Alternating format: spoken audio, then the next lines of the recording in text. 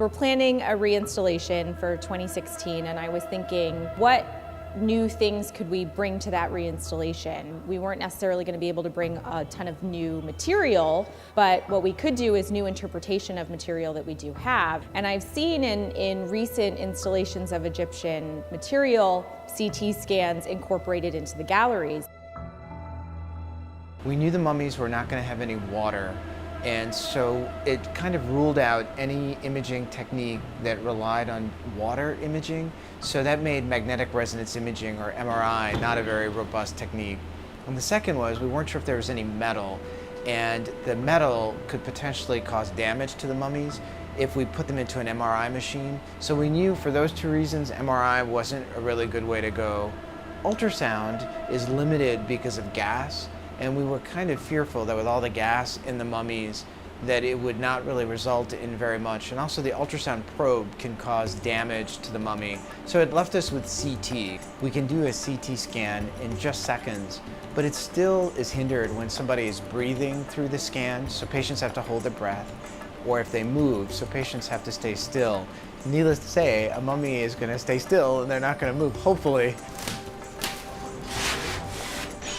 And so it results in us getting very good quality scans. There's one arm. We are experts in imaging live people, and so we didn't know what to expect with these mummies. We have a little bit of information about them from prior x-rays that were done many years ago. But for instance, we weren't sure exactly what organs were still in the abdominal cavity or in the chest of some of these mummies.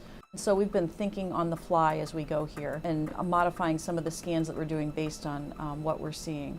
So mummies are unique because they are both an artwork and a human being.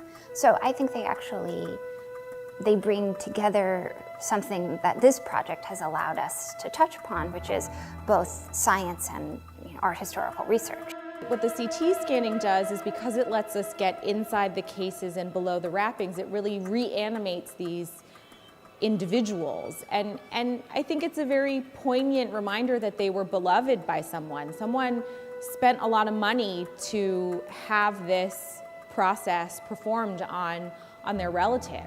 It's been a really kind of fun experience to apply the technology to the history, and it's kind of such an odd juxtaposition to have a scanner, which is our newest scanner, scanning very thin sections, less than a millimeter sections, in incredibly fast time, and using it on a patient who's over thousands of years old. It's really kind of amazing. We're all going to go out and look at the mummy scans on our own, formulate our own opinions, and then in a few weeks we're going to come back together and share our thoughts. So this way we're not biased by, oh, I think I saw that, I think I saw that. And we think we're going to challenge what some of the fixed beliefs are of what the mummy CT scan should look like.